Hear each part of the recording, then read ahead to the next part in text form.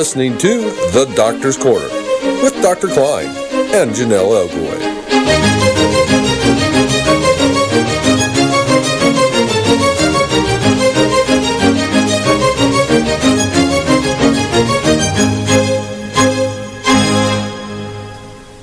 Good evening and welcome to the Doctor's Corner on Call 360 Network. I'm your co-host, Jonelle Elgaway, and we are here with Dr. Kline. Welcome, Dr. Kline. Good evening. Good evening. If you have a question tonight for Dr. Kline or our special guest, please call in at 415-915-2291. You can also chat live with our audience on YouTube channel Conspiracies Against Wellness live stream. And now I'd like to welcome special guest Kira to the Doctor's Corner. Kira, how are you this evening? Hi, I'm good. How are you doing? Great, thank you. Tonight we're going to focus on the topic of addiction. Last week we discussed the three different types of addiction, A, B, and C. Dr. Kline, what would you like to start off with this evening?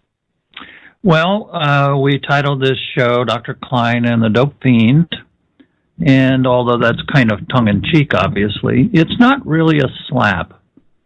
It's really the truth.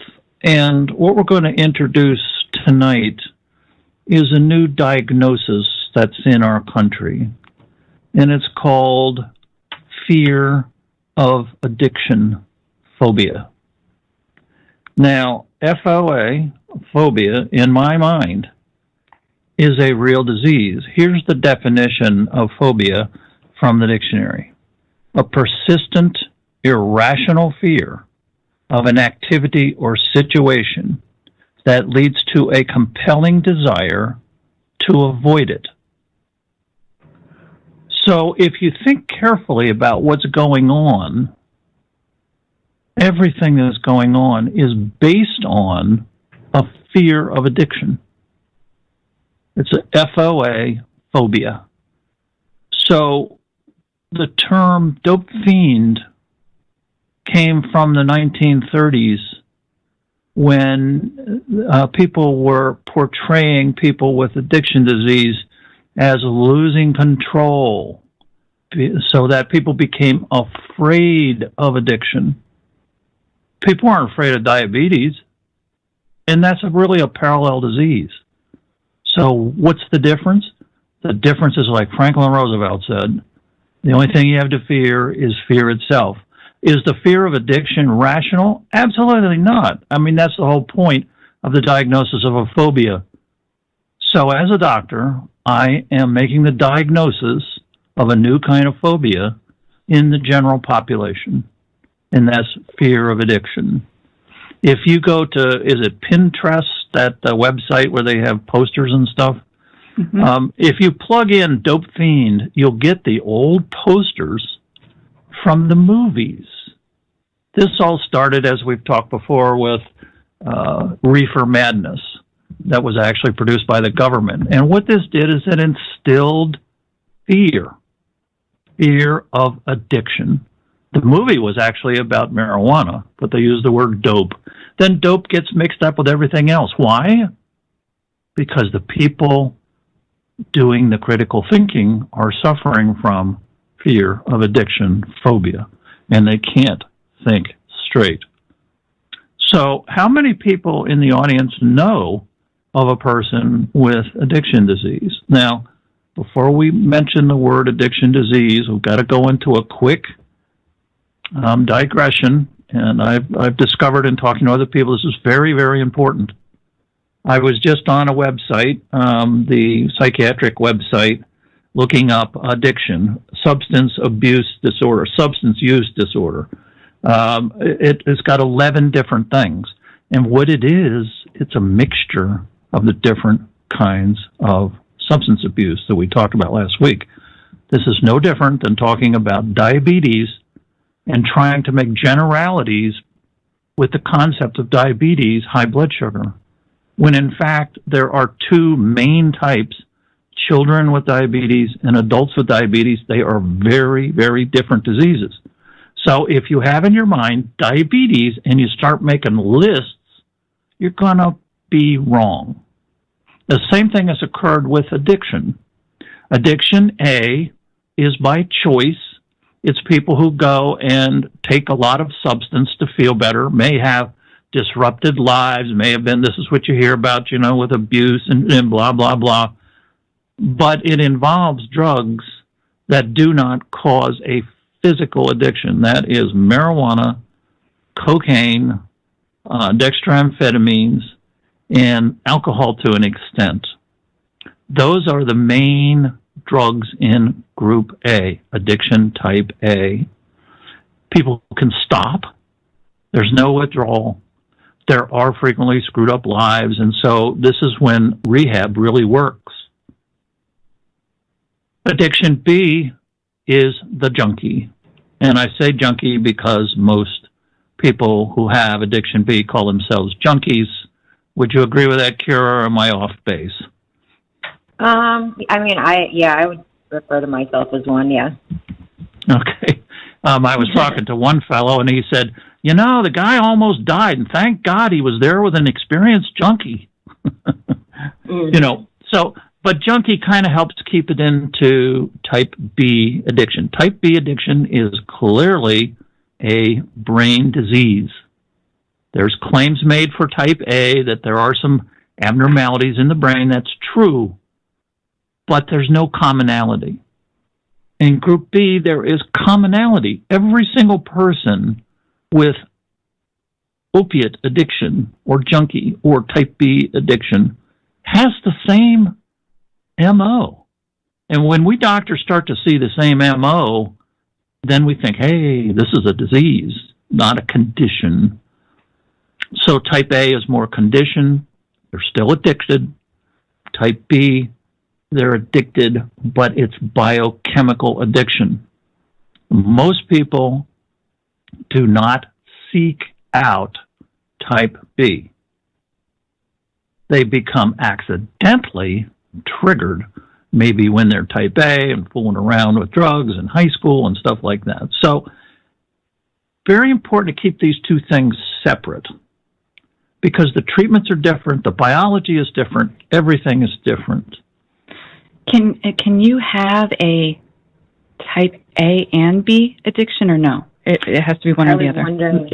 I was wondering. Yes, you can. In other words, a person, let's say, who starts IV cocaine, right? And they're shooting up, and they've never had an opiate before, right? Never. That's the rule. So all of a sudden, they just take a Vicodin.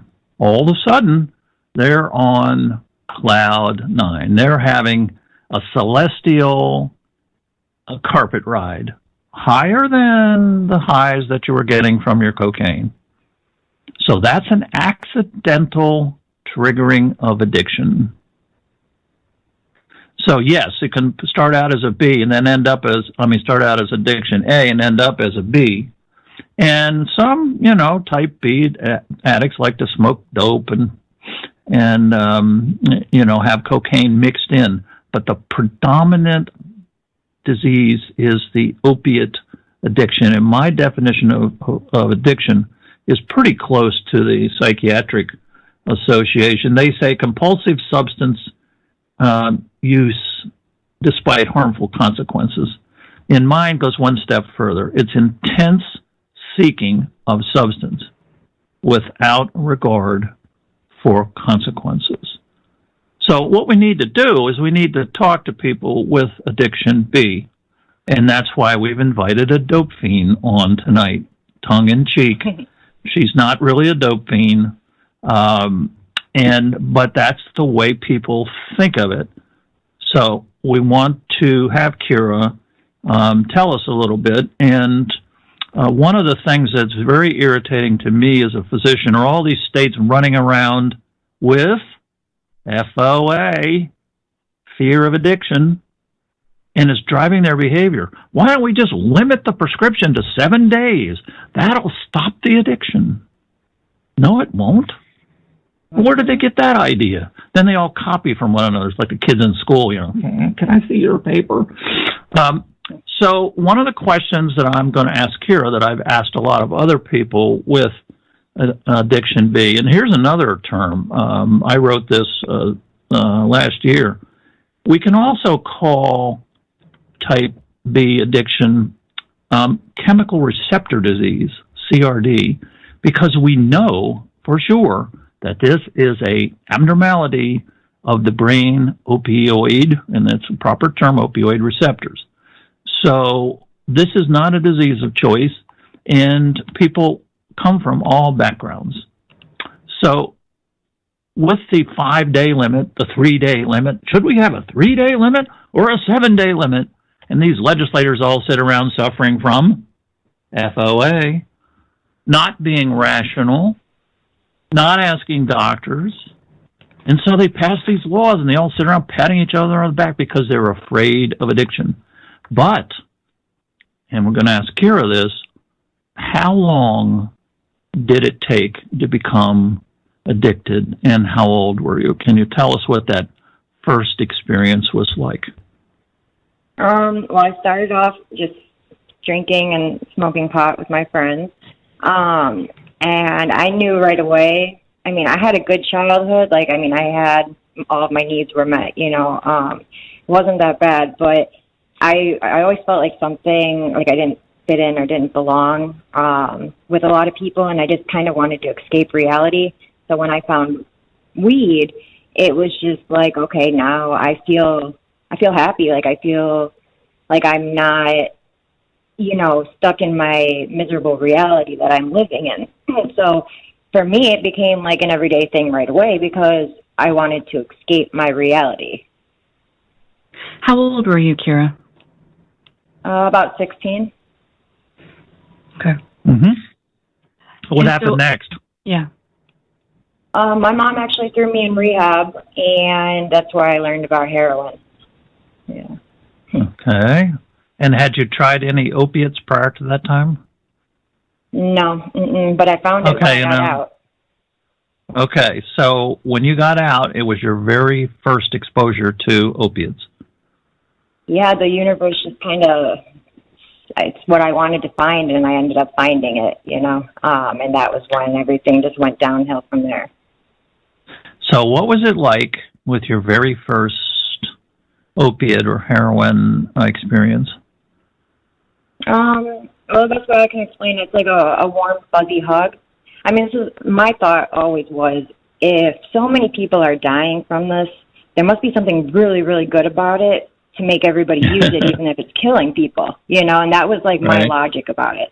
So when I first tried it, and I realized, like, oh, this is what everybody's talking about. Like, this, I feel nothing but happiness, just numb. I'm, like, weed kind of just mood lift, you know, kind of made you in a better mood, but heroin completely numbed it.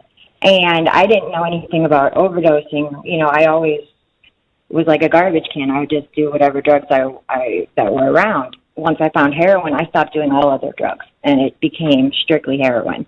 I ended up overdosing, and the people I was with left me. They're dead at my friend's house.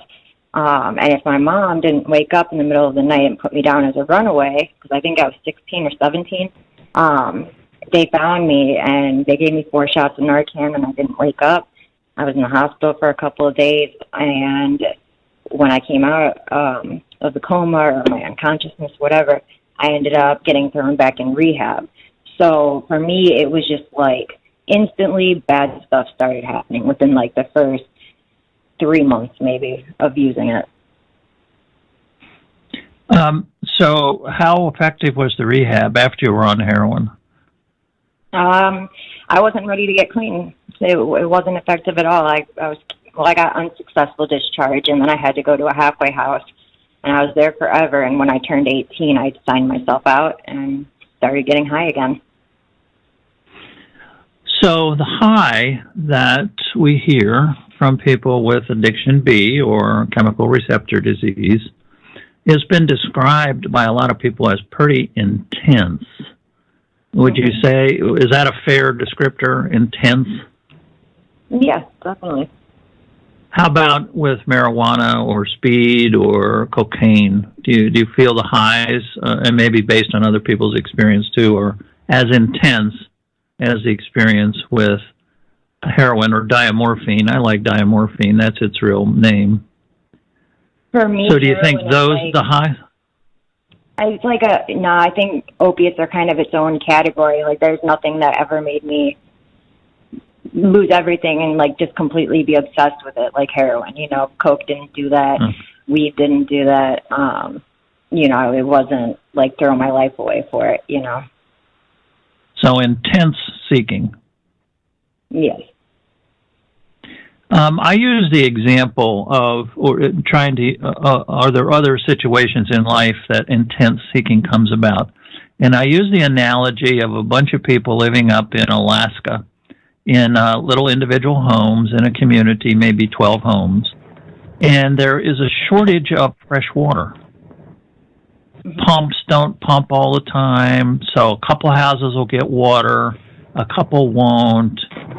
So the people that don't get water after 48 hours will start to intensively seek water. So that's kind of a little bit of a parallel. It's not the same thing. And there is also a childhood disease called Prader-Willi, in which the children intensely seek food to satisfy the food receptors. So, and would you agree with the second part of the definition, which was supplied, by the way, by another person with chemical receptor disease? And he said, without regard for consequences. Oh, definitely. I think that's appropriate. Okay. Oh, yeah. But if you were back on weed and cocaine and amphetamines, do you think that definition would fit? Intense seeking without regard for consequences. For me personally, no. Like I said, you know, even back in the day, it was just kind of like I would do whatever, but it wasn't. You know, I mean, yeah, I was young, so I was defiant. You know, I was just trying to like make my mom mad or whatever, and just have fun. But I feel like it wasn't as bad as it was with heroin, where I just completely did not care. You know, like I'd walk out of a store knowing security's following me when I'm stealing. You know, like that type of thing. Like it's just, it's different. So here's the $1,000 question. In Canada, if you were to have come to my office as a heroin addict, I could offer you treatment with various opiates. What would it take? What kind of relationship would it take with the doctor, and what kind of questions would you have for the doctor to accept a controlled opiate treatment? What kind of opiate treatment? Are you talking like a methadone, Suboxone type thing? Yeah, methadone, Suboxone. And, you know, actually, those are sanctioned by the U.S. Drug Police. You can use any opiate. You know, you just give the amount that takes away the craving, makes you feel normal, makes you feel good, and then you have to agree to putting the kibosh on it and say, well, you know, if I have to take 8 a day, fine, but I'm not going to take 16, and go back to that amazing high. Would you go for it? In other words, you're 17 years old and you know your life's kind of awful, but you're having a really good time with the heroin, like people have a good time with weed, but even more of a good time with the opiate, because you've got a disease. Now here's in other words, what would it take to go to treatment? I asked one other person with chemical receptor disease, and I said, if I could supply you with a physician assistant who could give you your medicines and take care of your health care, and he was at a voluntary halfway house, I said, what percentage of people do you think would go for this? And he said maybe 25 to 30%. Would you agree with that, Kira, or is it just too wonderful, just the hell with it, and just leave me alone? I think that's hard to say, because personally, like if I'm still 17 and I'm still doing heroin and they're going to put me in a rehab and give me opiates, like, sure, why not? It's the same thing, So I guess it really kind of depends. I mean, now I'd be like, no, I mean, it's the same thing, Why are you going to take them off opiate, or why are you going to take them off heroin with pain meds when you still have to detox off that the same? The sickness is the same. Yeah. Yep. Now, when people quit smoking cigarettes, which is also a type B addiction, we call it type B2. It's a little mini opiate addiction. People go through withdrawal. They have unpleasant behaviors like trying to find cigarette butts in public ashtrays and things like that. So they kind of have intense seeking on a smaller scale. But when people quit smoking, they go through a withdrawal. It's pretty nasty. And it takes about 6 months or so to really stop wanting to whip into the 7-Eleven and buy more cigarettes. So maybe 4 to 6 months. But you kind of have a lifelong craving. You know, people kind of think, oh, gee, it'd be nice. You know, they're at a party or something, but they usually don't because it's a mini. Now, if a person goes clean off diamorphine or heavy-duty opiates, they're going to go through a withdrawal. Everybody does who takes opiates, whether you're a pain patient or not. But how long do you think it takes to really get the cravings under control? Depends. Or at least tolerable? Oh, it all depends. I mean, if you are just dry and you're not trying to change your thinking, it could never go away. You know, if you're just always upset and angry and always want that escape, you know, for me, it took probably around the 2-year mark. Once I was clean for about 2 years, I think the cravings kind of started going away because I was learning new ways to cope. You know, I didn't have to go run and get high. I can talk to a friend now. You know, I can go and hug my kids. You know, I had different coping skills now. So if somebody isn't trying to change their actual thinking and their way that they're living, who knows how long it could take. I know people that have cravings, you know, for a really long time, and it just doesn't go away because they're not trying to better themselves. Okay. That's interesting. I've heard that from 2 other people with type B addiction, 2 years, right on the money. So maybe it's the brain trying to cope with this disease, and that it just takes that long, just like it takes a few months with nicotine, it takes 24 months with opiates. Now, during that time, I would think, and in talking to other people, you're kind of at a higher risk until you get to that 2-year point. Is that true or not true? Oh, definitely. Definitely. I had to stop talking to all my using friends my first 2 years. I couldn't talk to anyone. Okay. I couldn't go to old spots, nothing like that. Okay. That's kind of like the cigarette smoker that stays away from bars. You know, I mean, because that's a very, you know, highly rewarding place to smoke cigarettes, and people do it all the time. So the big issue is whether or not to use any kind of replacement opiates. One of the things that people with FOA, phobia, fear of addiction phobia, oh my God, don't treat addicts with more opiates. And that's a fair statement, I think. And a lot of people that I talk to would rather not use any kind of replacement. But what if during that first 2 years when you're at high risk, and I know the risk out of rehab is 90%, if you used a controlled amount of an opiate, doesn't matter what, but in a controlled fashion, do you think that would be helpful? If you could control it.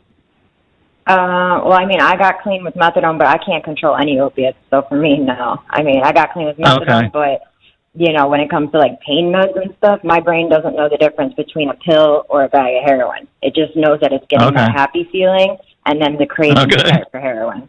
Yeah. So the methadone did not give you the high. Is that correct? I mean, I didn't feel like I was high, but I was definitely asleep all the time. All the time. Oh, okay. Okay, yeah. So you were getting a little too much, sounds like. Yeah, so I mean, I'm sure, and even on the low dose, like at 20 milligrams, I was just always asleep. It just always made me so tired. And I don't really know, like, someone looking at me probably thinks that I look high, but I didn't, like, feel high. I just was so tired all the time. I just had no energy. All right. I've heard that this is what it's like for people who do not have type B addiction, who really have type A addiction. And I know one fellow that was taking heroin, IV heroin, because he couldn't find any pain meds for his bad back. And I said to him, what was it like? He said, I don't know, it just made me drowsy. You know, so in other words, he didn't have the gene, he wasn't going to get high. And maybe for you, the methadone really did that. And that goes back to an ancient premise that we have in medicine. Everybody is different. You know, the government trying to have two drugs, you know, for addiction, well, not addiction, it's more biochemical replacement, I think, if you do it in the proper amount. But really, you can use any of them, and people need to go through them. Obviously, you were too drowsy. They should either, you know, tried something low or, you know, a lower dose or something else. Now, I think the concern with people with addiction B is that any opiate that you're given is going to lead to disaster. And it sounds like maybe that was your philosophy too. So that's a difficult problem. And you see, with all the billions spent, nobody really tries to figure out these things. You know, they are coming up with injectables now, injectable opiates that'll give you kind of the same level all the time. There's patches now. They have, believe it or not, buprenorphine patch that lasts a whole week. Wow. You know, I've talked to people with addiction disease who, like you know, they guts it through, and then other people who got on something, and you know, they said it's kind of like somebody has replaced my void. And they're not getting high. They're just happy with the fact they can get their lives back together. You know, in a controlled fashion, undefined, but let's say controlled fashion. So I don't know. See, I'm trying to learn too, because I think the failing of doctors is, I don't know how many doctors have talked to people with receptor disease, you know, or type B addiction. No, you know, did you feel like you were an untouchable? When I was on methadone or heroin? Well, no, when you're on heroin. Oh, yeah. Xanax and heroin both make you feel invincible. Yeah. Jean from YouTube asked, does an addict always have a celestial experience every time they use? Do they have a what? A celestial experience. So every time you used whatever drug it was. We're using that instead of high. The high is no, it gets to a point where your tolerance gets so high that you're not even getting high anymore. You're just staying not sick. Yeah, so it gets to a point where it's, you know, you don't even get high. That's the whole messed up part. You know, you're just trying to be normal. What doesn't work when it comes to rehab or dealing with addiction that they are currently using? What doesn't work when it comes to addiction?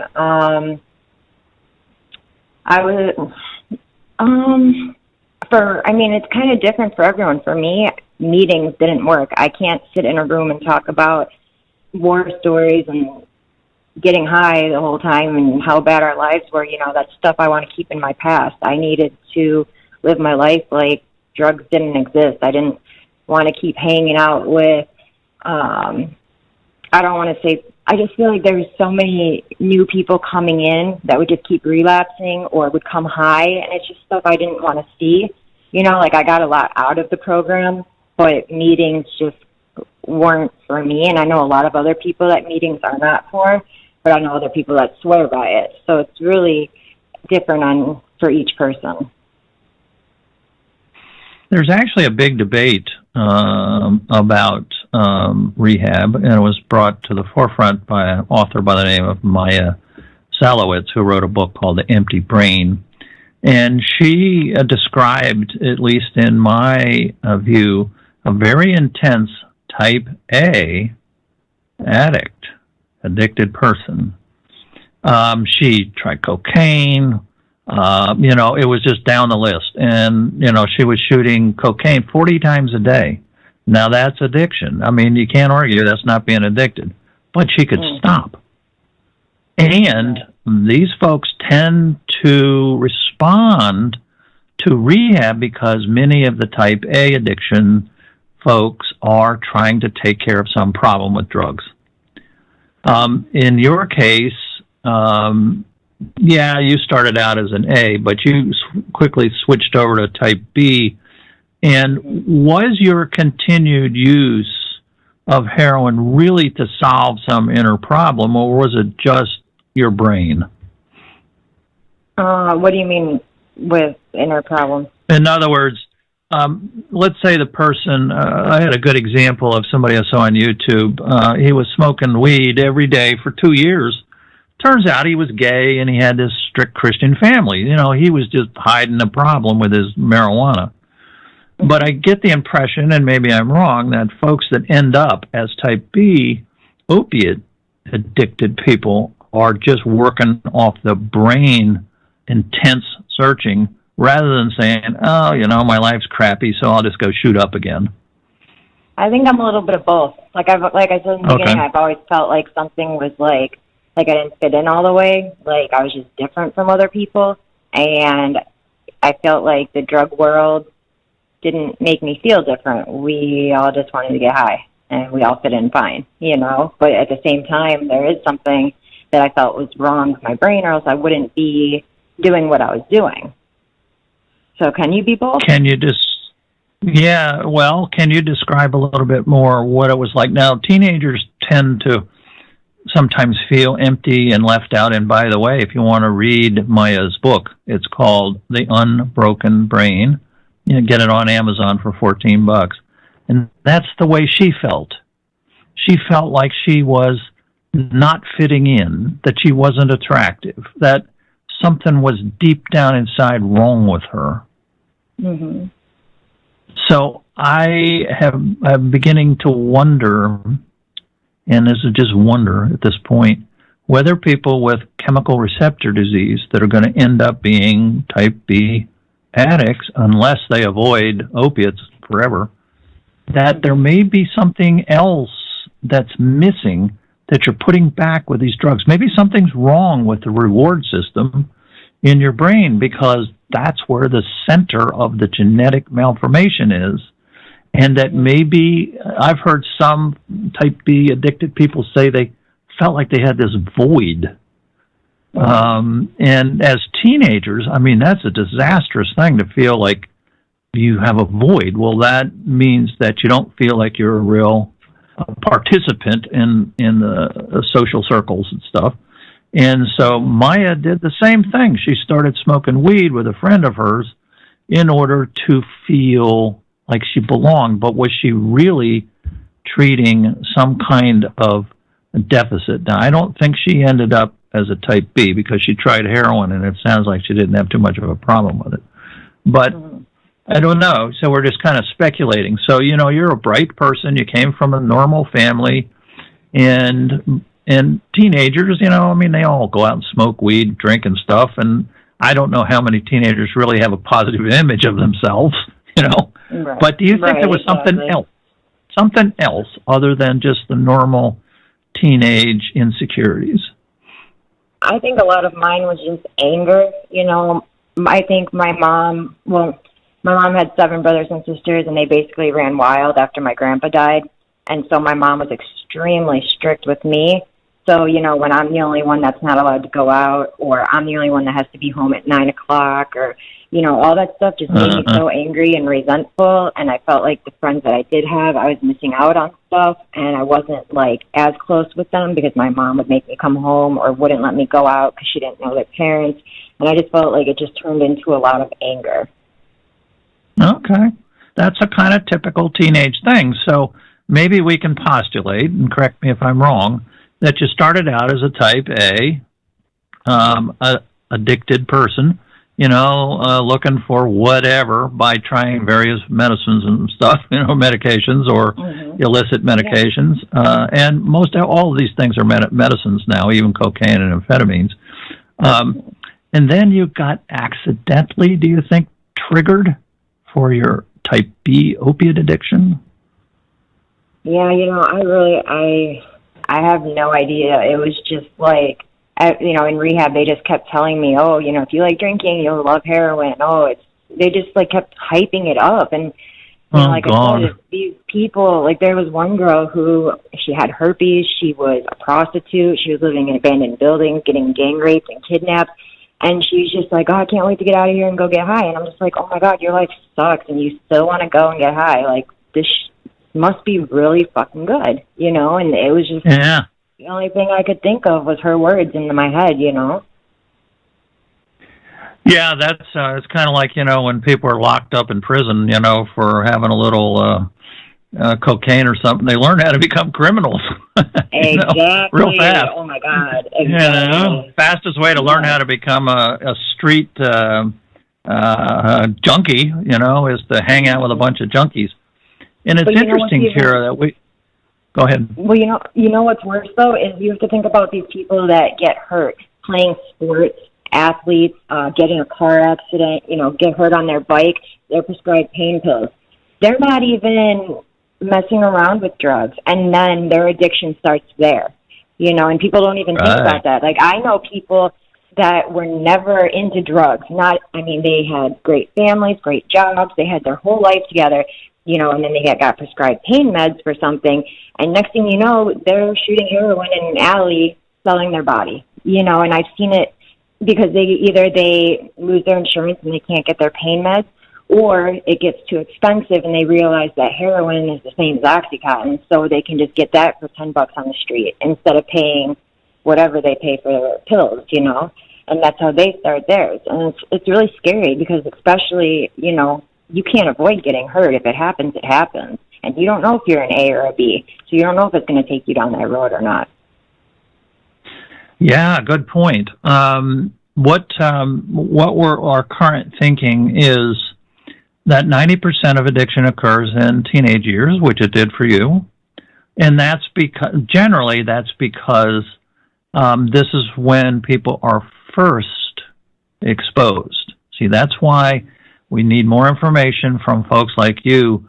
That first exposure, it's not creating an addiction like in addiction A. It's actually triggering an addiction. So this is why on the very first pills, and this is holding up for more, as I talk to people, the people remember back, it was the first Vicodin tablet. It was the first drink. Some people, drinks will trigger an opiate addiction. So in schools, what happens is it's accidental, just kind of like it was for you. In other words, kids go to these parties, and there's alcohol, and there's antidepressants, and there's just pills all over the place, which is pretty typical here in Raleigh. You're talking to high school students. So, oh, wow, this weed's wonderful, and all of a sudden the kid with the genes happens to get a Vicodin tablet, and he's off in the corner going, oh, my God, I'm going to the moon. Well, none of the other kids are saying that when they're taking opiates. They may try to pretend like that when they're smoking weed or some cocaine or something. But this kid's different.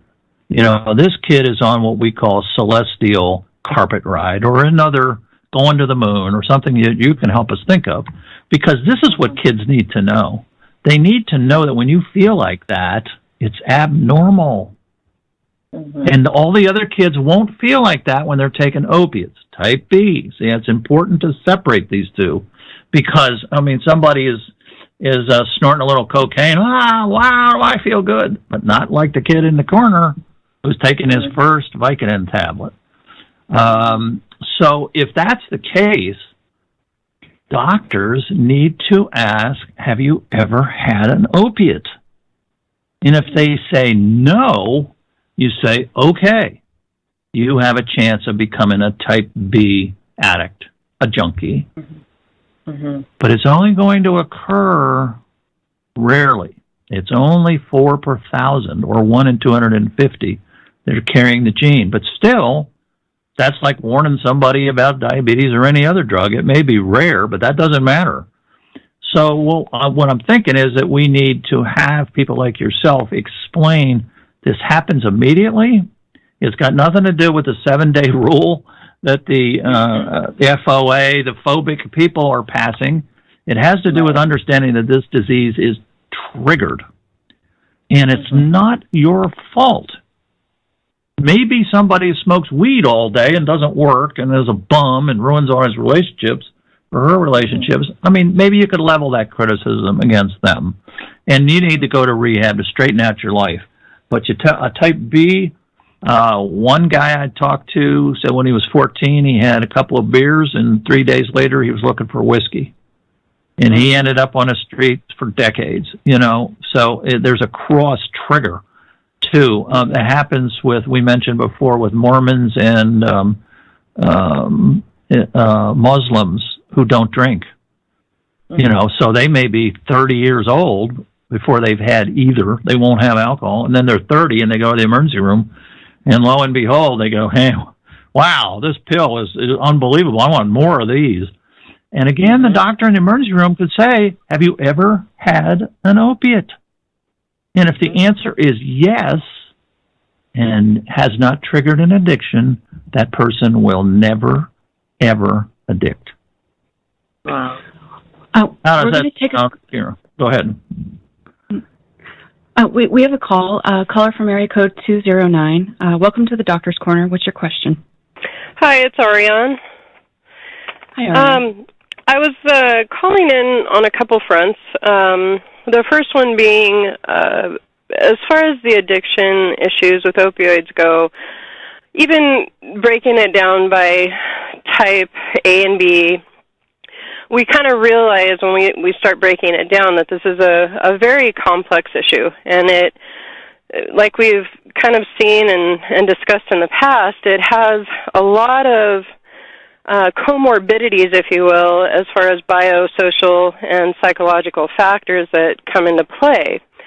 Even with the people who have the mu receptor disorder, a lot of the time, from my experience growing up in a community with a lot of people who became addicted to drugs and alcohol, it was kind of hit or miss sometimes.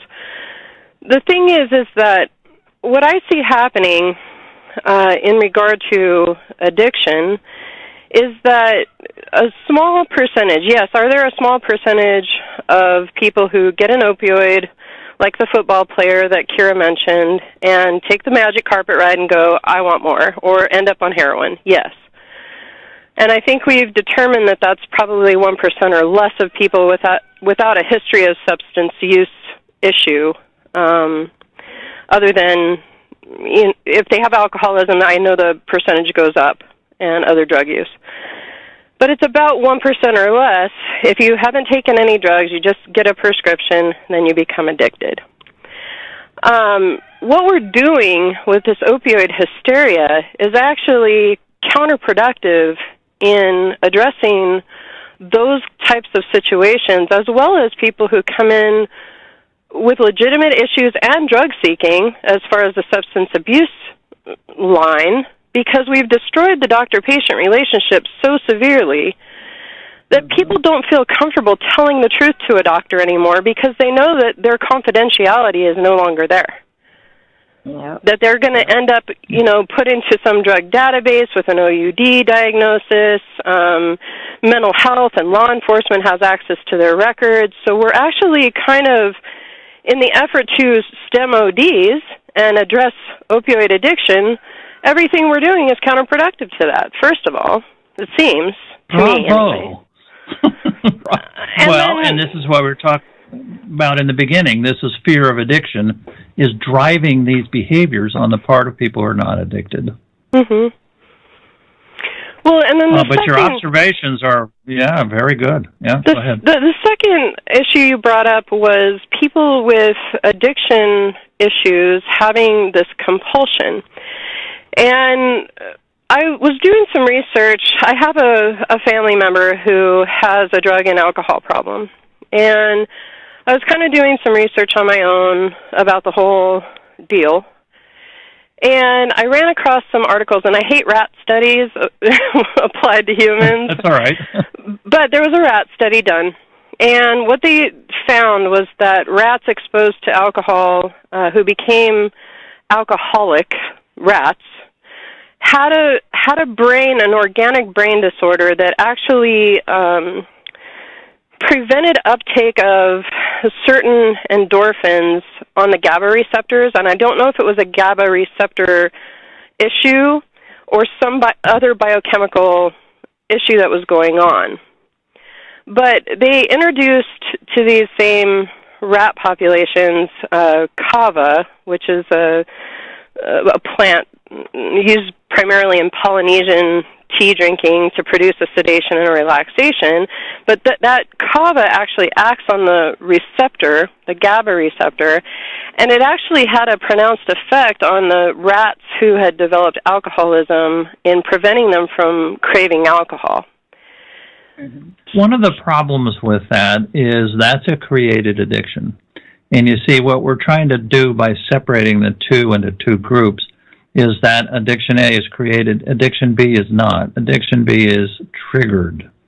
So in other words, the biochemistry is already there, and it's abnormal genetically, and there's going to be a genetic test soon.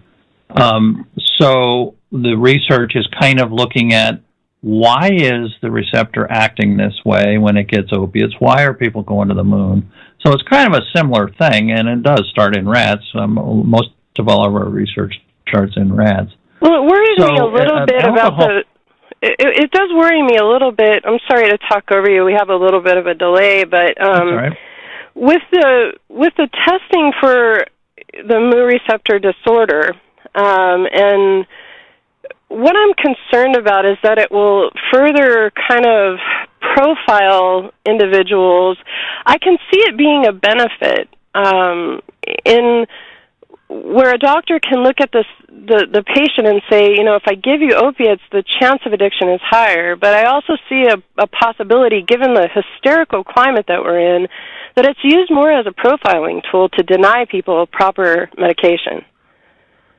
Well, people are being profiled right now just because they take opiates. In other I'm words, raising a lot my of people hand. take opiates. You're raising your hand, you know, and we just hear this every day, that they all figure they're going to end up like Kira, you know, with the severe heroin problem. But, you know, the only way we can deal with this is first recognize that there is a fear of addiction phobia out there, and that this drives the behavior. And when you have phobias, what are you going to do? You're just going to let them run wild?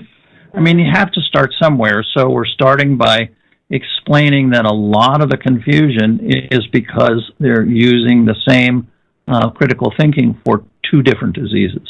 Well, I do know Kira did mention recovery, too, and that at a certain point she wasn't ready. And with my own family member, it's the same situation. I mean, they've been close to death a couple times with delirium tremors, with alcohol and street drugs, you know, actually prescribed drugs that are still out on the street.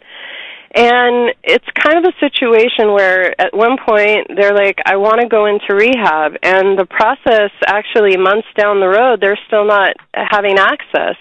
All the money we're dumping into PDMPs and you know, steering committees at Stanford about how to teach mindfulness to people in pain. All that money is being wasted. Yeah. No, and absolutely, it's all... but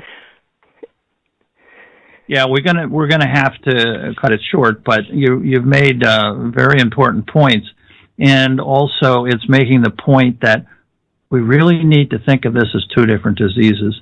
And also, we need to think of the fact that people have choices. Well, we used to. You know, when I treat I remember treating a young woman. She had a 2-year-old. She had a terrible lymphoma. Lymphomas are very treatable, and she didn't want to be treated, and she died. And that was her prerogative. Right. You know, and it's sad for me as a doctor, but it's none of my business. You know, and if people want to go out and smoke weed or whatever, it's none of my business. I'm a doctor. Right, and you're not a mind reader. And I'm not a mind reader, so, you know, but we have to educate people.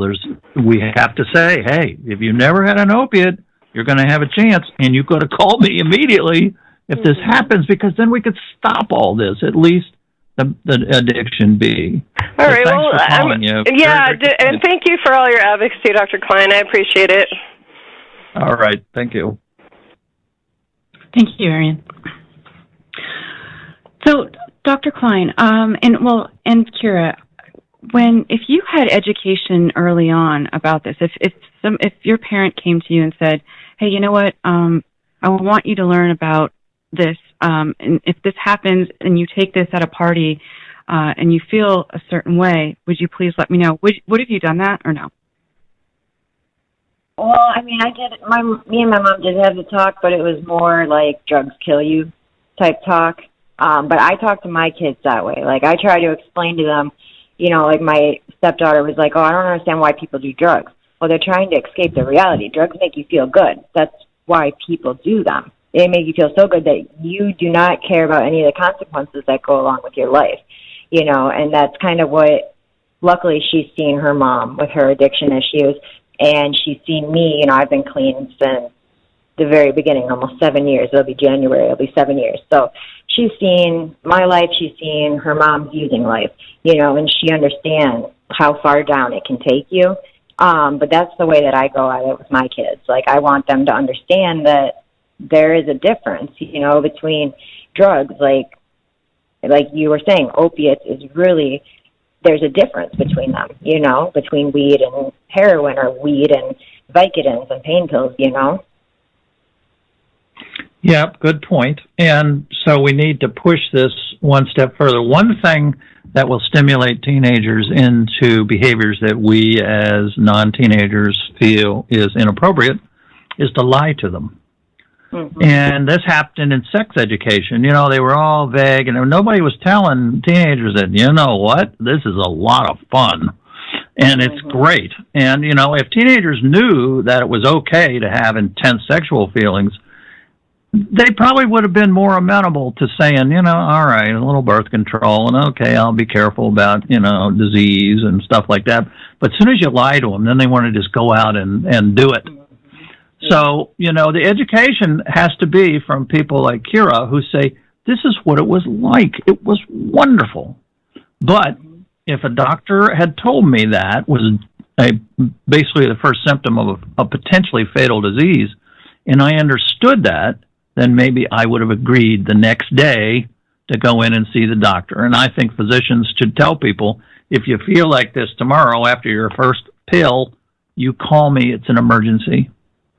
And we want to get into the office, and we want to set up a treatment plan. And believe it or not, because Jonelle brought this up last week, there are no treatment plans because this country suffers from fear of addiction phobia. So they spend all the money on more police instead of figuring out how we can do this. 90% of addiction starts in the teenage years. Come on, folks. Where's the early intervention? Where's the public health movies, the film strips? You know, okay, gang, this is what it's really like, you know. I mean, you know, when you smoke weed, you're going to feel good. You're not fib to them, don't do drugs. You know, that's, you know, you're not going to get anywhere doing that. And then the parents understand, and the parents can say, look, you know, you're going to go out and you're going to do this, but let me tell you something. If you really go to the moon on an opiate, because it's only opiates will really take you to the moon, then you need to let us know, because you've got an emergency on your hands, and we've got a disease, just like diabetes, that we need to jump on and treat. Does addiction run in your family, Kira? In your natural family, your genetic family? Yeah, no, not my mom, my dad, or my sister. Mm-mm. Okay. It doesn't have to. It tends to run, there's a very strong association for families. The studies show what's called an odds ratio of 7, which is basically a very high correlation between families. And it involves alcohol addiction. And currently, our thinking is that addiction C is the true brain receptor alcohol. And this is a person that may not be drunk all the time. This is a person who needs some alcohol at all times to avoid going into DTs. See the parallel with opiate addiction, but not with addiction A. None of those drugs have any kind of withdrawal. They do have their own biochemistry, but it's not the same as the biochemistry in chemical receptor disease. Dr. Kline, we have a question on YouTube. They want to know, how would you treat addiction B disease, or how do you treat it? I think addiction B disease should be choice. Rehabs are not regulated in the United States. It's $1,000 a day, and they do whatever they want. In Maya Salowitz's book, The Broken Brain, she brings up this issue. People should be offered alternatives. You say, okay, here's the way the disease works. What would you like to do? Here's the options. We can have controlled administration, controlled prescription administration of opiates. We can go with the buddy system, which I like, which is you're tied into a good friend or buddy 24/7 with your cell phone. We can have you do a lot of exercising. That helps jack up your endorphins. But when you're getting ready for a relapse, you and your buddy need to come to us right away. And then we'll figure out what to do. And you can then have more choices. A person with addiction B could say, all right, I just can't stand it. I feel empty. I've got to have some medicine. So we do what we did in 1915. We gave morphine to people with addiction disease, and then we were all arrested. The doctors were hauled off to prison for treating addiction disease. And so they said, you know what, we're not going to do this anymore. So then heroin started. So we're having the same thing now. We're being hauled off to prison, exact same thing. But instead, we should be sitting down and saying, okay, you can have controlled opiates, you can go bare, and you can go with a buddy system. You can have tough love. You can have, AA. Here's the things that you choose from. And what we found out, and I learned in Maya's book, was that you just go to these rehab facilities, and they're like prisons. And they've got their own method they use because none of them are regulated. You don't have to get a license. You got to get a license for a nursing home or a daycare center, but not for treating addiction. And so choices, I think, for people is the best way. Mm-hmm. We have one more caller, a caller from area code 757. Welcome to the Doctor's Corner. What's your question? Hi, yes. I actually suffer from chronic pain from a disease called adhesive arachnoiditis. And I am currently on a high dose of opiates to stabilize my pain. What about patients who have actually suffered from addiction to opiates in the past, but now have to rely on opiates just to get out of bed? How is that handled? Well, if it's a true addiction B, some people have had friends give them their medicine. The bottle never stays in the room. And they actually have machines that'll spit out a pill or two on a schedule, and you can buy those. But we need more thinking along these lines. People with addiction disease who have pain need to be treated, but understanding the disease and understanding that we're just going to take care of the pain. And unfortunately, you're not going to be able to get high. I mean, that's the price of the treatment, and if you want to get high and double your dose, then that becomes drug abuse. Mm-hmm. Taking just enough to keep your equilibrium is not drug abuse. And by the way, we don't use abuse in medicine. That's a judgmental word. People use too much or people use a lot. But yeah, there are ways, and we need to work on those, and that doesn't cost that much money. But, the money is pouring into the local police departments and through the DEA and through the, all the other things going on because of fear of addiction, phobia. Kira, I would like to ask you one last thing before we go off the air. Is there one thing that you would like people to understand about yourself as a chemical receptor disease addict? I mean, for myself, since I haven't gotten high in so long, I would say more in general is don't judge and don't put people down because you never know. Like I said, all it takes is one car accident, All it takes is falling off your bike. You know, if you have that, if your brain is set up for addiction, you could be next. So don't judge anybody, because karma always comes around, and you might be the next person that ends up in the doctor's office trying to get more drugs. Okay, good point.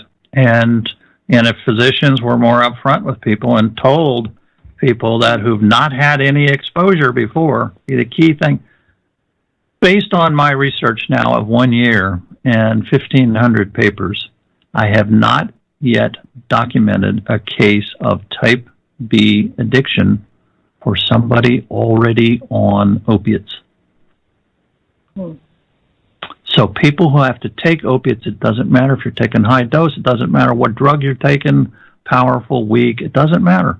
If you have not got the genes and you have never been triggered and you take your opiates without being triggered, you're going to be okay.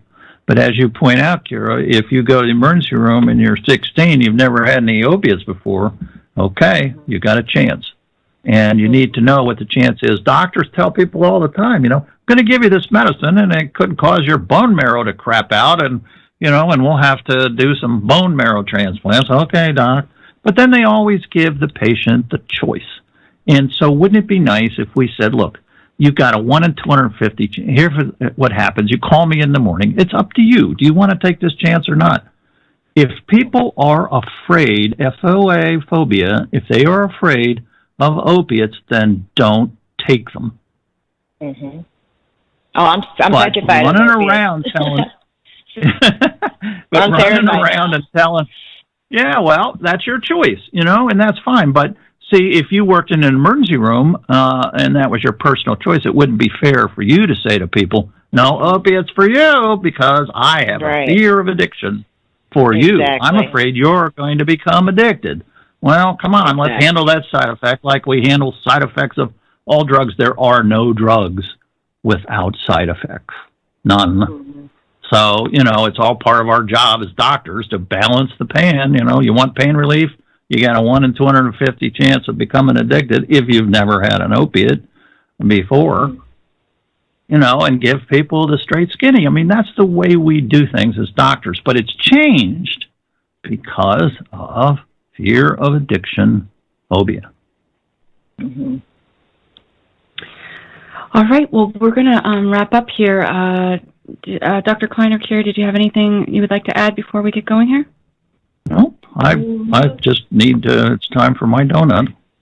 Well, thank you so much for joining us this evening. I appreciate it. And thank you, Nation, for joining us on another Tuesday evening at the Doctor's Corner. I'm Jonelle Elgaway, signing off for the evening. Have a good night. Good night.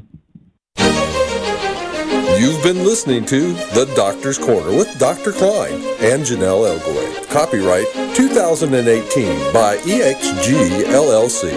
All rights reserved.